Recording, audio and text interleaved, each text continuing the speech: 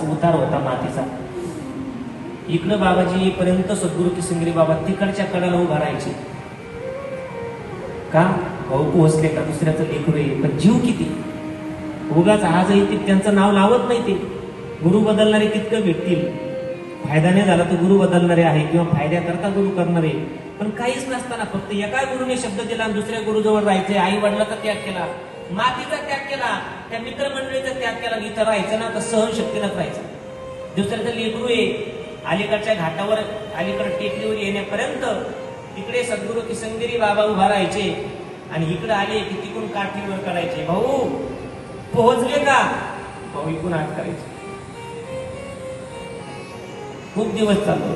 पुढे बाबाजी कीर्तन करायला लागले, समाजापर्यंत जाऊ लागले, हरिभक्ती शिकवली, ज्ञानोपराय, तुकोबराय, भजन पूजन, काकडा, हरिपाठ, गीतापाठ या सगळ्या माध्यमातून हा सगळा समाज जोडला. परिसरात नाव होऊ लागलं. कीर्तन जुन्या काळातले 9 ते 11चे कीर्तन. टांगा, गाडी, बैल, चोपदार नाही ते, बाळू महाराज नाही ते. गाडी घ्यायची, एक ड्रायव्हर, आणि कीर्तन करायचं. पाऊस आला तर तिकडच मुक्कामाला थांबायचं. स्वतःची काळजी, स्वतःच कपडे धुवायचे, भाकरी करायच्या. आणि मग पुढे थोडेसे पैसे येऊ लागले.